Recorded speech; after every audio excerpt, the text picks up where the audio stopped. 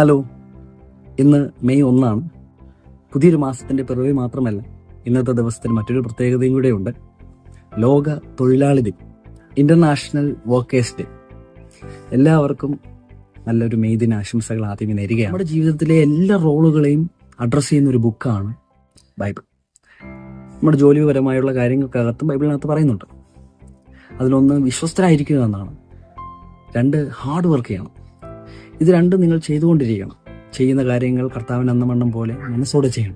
നമ്മുടെ വിശ്വസ്തത മനുഷ്യൻ കണ്ടില്ലെങ്കിലും വിശ്വസ്തത കാണുന്നൊരു ദൈവമുണ്ട്.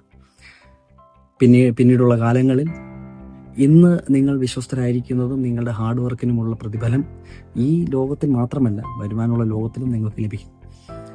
ദൈവം സകലരുടെയും ദൈവമാണ്. കർത്താവിൻ്റെ വേലയിലായിരിക്കുന്ന നമ്മോടും ദൈവം ആവശ്യപ്പെടുന്നത് ഇത് തന്നെയാണ്: വിശ്വസ്തരായിരിക്കുക. നല്ലവനും വിശ്വസ്തനുമായ ദാസനെ എന്നൊരു സാക്ഷ്യത്തിൻ്റെ ഒരു വിളി നമുക്ക് വേണ്ടി കാത്തിരിക്കുന്നുണ്ട്. ബൈബിൾ തത്വങ്ങളുടെ ബുക്കാണ്. അതായത് ഒത്തിരി പ്രിൻസിപ്പിൾസ് ബൈബിളിനകത്ത് എഴുതിയിട്ടുണ്ട്. ആ പ്രിൻസിപ്പിൾസ് എല്ലാവർക്കും ബാധകമാണ്.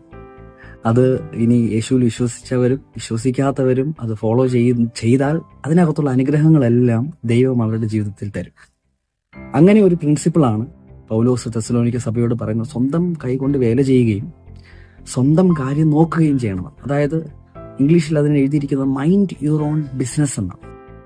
നിങ്ങൾ സ്വന്തം കാര്യം നോക്കണം, മറ്റുള്ളവരുടെ കാര്യത്തിനകത്ത് പോയി തലയിടരുത്, നിങ്ങളുടെ കാര്യം മാത്രം നോക്കുക എന്ന് വചനം നമ്മെ ഉപദേശിക്കുന്നു. വിധിക്കരുത്, നിങ്ങൾ വിധിക്കുന്ന വിധിയാൽ നിങ്ങൾ വിധിക്കപ്പെടും എന്നാണ് വചനം പറയുന്നത്.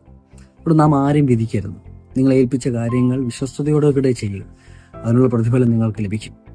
അതുപോലെ തന്നെ യജമാനന്മാരോട് പറയുന്നത്: നിങ്ങൾക്ക് എല്ലാവർക്കും ഒരു ദൈവം തന്നെ സ്വർഗത്തിലുള്ളത് കൊണ്ട് മുഖപക്ഷം കാണിക്കാതെ, ഭീഷണി വാക്കുകൾ ഉപയോഗിക്കാതെ നീതിയും ന്യായവും നടത്തണമെന്ന് വചനം പറയുകയാണ്. ഇന്നത്തെ ദിവസത്തിൽ 2 കൂട്ടർക്കും ചില തീരുമാനങ്ങളൊക്കെ എടുക്കാം. നിങ്ങളുടെ പാസ്റ്റ് ഒരു വിഷയമല്ല. ഇന്ന് നിങ്ങൾ ചില തീരുമാനങ്ങളൊന്നും എടുത്താൽ ദൈവം നിങ്ങൾക്ക് വേണ്ടി വലിയ കാര്യങ്ങൾ ചെയ്യും. God bless you.